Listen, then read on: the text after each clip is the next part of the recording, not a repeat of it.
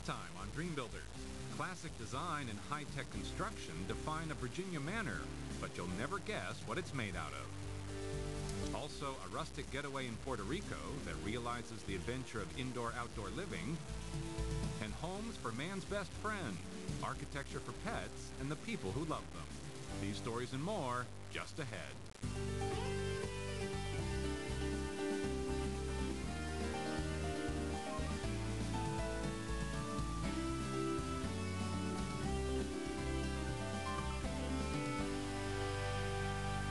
It looks like a classic French chateau, but this home is thoroughly modern and one of the largest single-family homes in Virginia. Hi, I'm Scott Morgan. Welcome to Dream Builders. From the framing to the roof, an architect of embassies built his own home with state-of-the-art construction features. We'll take a look in a moment. Later in the show, a retreat in Puerto Rico where the sun, wind, and rain are welcome, and a group of students who are building homes and their careers at the same time. But we'll begin here in Clifton, Virginia, with this magnificent mansion. At a time when most empty nesters are downsizing, architect Ron Hubbard and his wife Cheryl have taken 4 years to build a house they could never outgrow. When our daughters went off to college, he decided that this really was going to happen. And so he had some people help him. He drew up the plans and took it to an architectural firm, and they did all of the blueprints. And it started happening, and I was overwhelmed. And I'm still overwhelmed. Ron designs and builds U.S. embassies overseas. When the time came to build his own fortress, he created a chateau fit for royalty, with the efficiency of modern building materials.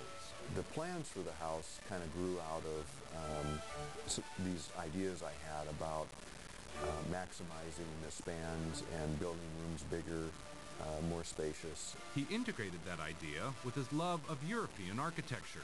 Ron, you'd never know you in the Virginia countryside here. Where did you get your taste for the French chateau? Scott, Cheryl and I lived in Europe for 4 years, and we did a lot of traveling in France and Germany, and I really wanted something that would last forever. The Germans and French call it eternal construction, so their things will be here 100 or 200 years from now, and that's kind of what I wanted. I wanted people to get the visualization of my design 100 or 200 years from now. To make his home last for centuries, Ron turned to the unconventional. Though even a close inspection wouldn't reveal it, every inch of this 27,000 square foot mansion is framed with modified polystyrene panels, reinforced by steel. I was looking for a sandwich panel of some sort, a panel with steel, something that would last forever, that wouldn't rot, rust. He found them through Jerry Cauliflower, whose company makes the panels. It's modular in designs, lightweight. It comes with window and door openings pre-molded, which makes for a very rapid construction. One person can lift a whole panel and put it into the track and run right down the wall with it. Energy efficiency was also a top priority in the design of this home.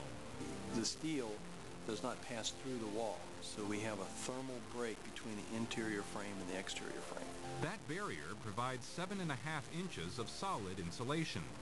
Combine that with concrete floors on each of the 4 levels and radiant heating throughout, and this old-style home gives new meaning to cost-effective heating. This house is probably as energy efficient as is possible. The garage floors are heated, the swimming pool is heated with radiant, and the radiant is the end product of a geothermal system.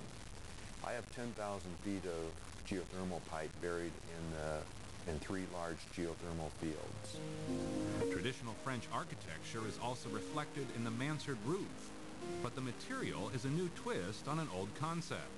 What appear to be slate shingles are actually made of recycled tires. The roof was a research project that I did to try to come up with something that was identical to slate, that didn't have the weight, that wasn't as costly to purchase, and it didn't take as long to install and lasted longer. Ron, it feels like I'm seeing double. Is this house symmetrical? Scott, it's symmetrical in just about every respect. It was designed that way. As you can tell, there's a 4-car garage on one side and a 4-car garage on the other. The swimming pool and the art gallery tie those rooms into the main house. When it came to the finishing touches inside, great attention was paid to detail. All the woodwork is solid oak, and the marble bases for the 13 fireplaces come from Italy. I'm kind of a romantic. This ceramic molding was made by hand. It's like nailing a hole through an egg shell. As soon as the nail would go in, it would just crumble. But we finally did get it up, and then afterwards we were like, oh, we're so glad we did it. With 16 bedrooms and 18 bathrooms, some might ask what the Hubbards will do with all that space. My wife and I, we're very comfortable with what we have on this floor. So whether the third floor, if my younger or older daughter decides that their family is going to move in here, that's 4,400 square feet. For now, Cheryl and Ron are happy to come home to each other in a house they once only imagined. If you wait till you can afford to build your dream house, it's not going to happen. And so I'm really happy that Ron pushed me and wanted to do this because, I mean, this really is a dream come true.